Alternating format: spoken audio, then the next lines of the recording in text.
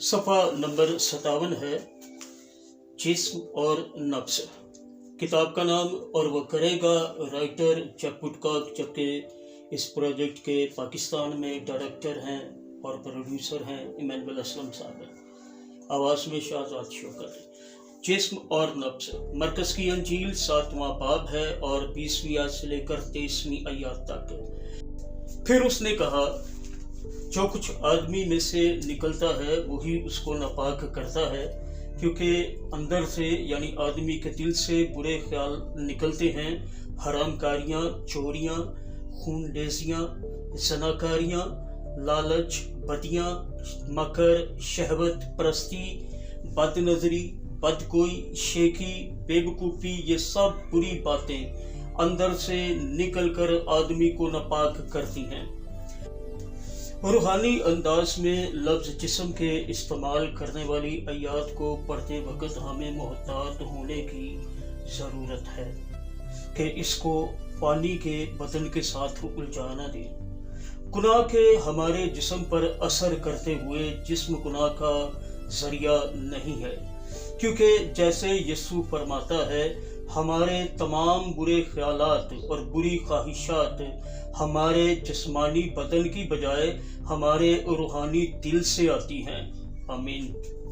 गलतियों के नाम लिखा गया ख़त 5वां बाब और 24वीं आयत में यूं मरकूम है, और जो मसीह यीशु के हैं उन्होंने जिस्म को उनकी रग़बतों और ख्वाहिशों समेत सलीब पर खींच दिया है।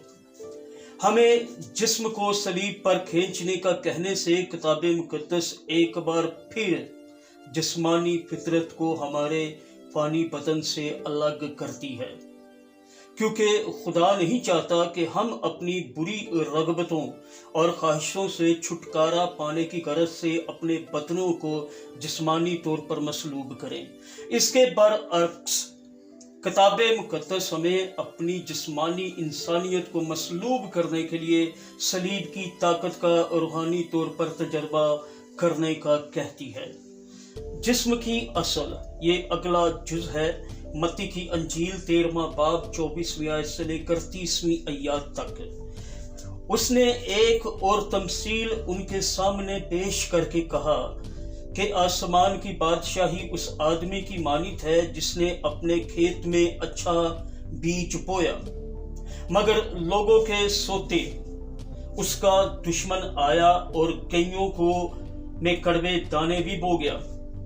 बस जब पत्तियां निकली और बालें आईं तो वो कड़वे दाने भी दिखाई दिए। नौकरों ने आकर घर के मालिक से कहा, ऐ खुदावंद, क्या तू अपने खेत में अच्छा बीज ना बोया था? उसमें कड़वे दाने कहां से आ गए? उसने उनसे कहा, यह किसी दुश्मन का काम है। नौकरों ने उससे कहा, तू क्या चाहता है कि हम जाकर उनको जमा करें? उसने कहा, नहीं, ऐसा ना हो कि कड़वे दाने जमा करने में तुम उनके साथ कईयों को भी उखाड़ लो। कटाई तक दोनों को इकट्ठा बढ़ने दो, और कटाई के वक्त में काटने वालों से कह दूंगा कि पहले कड़वे दाने जमा कर लो और जलाने के लिए उनके गट्ठे बांध लो, और कईयों मेरे खत्ते में जमा कर दो। दोहरा रहा हूं आखिरी आयत को, और कटाई तक दोनों को इकट्ठा बढ़ने दो, और कटाई के वक्त मैं काटने वालों से कह दूंगा कि पहले कड़वे दाने जमा कर लो और जलाने के लिए उनके गट्ठे बांध लो, और कईयों मेरे खत्ते में जमा कर दो। किताब का नाम और वो करेगा जैक वुडकॉक राइटर मुसन्नफ हैं, जबकि इमैनुअल असलम साहब प्रोजेक्ट के डायरेक्टर हैं इस पाकिस्तान में और प्रोड्यूसर भी हैं इस सारे काम के। आवाज़ में शाहजाद शौकत, और ये था सफ़ा नंबर 57।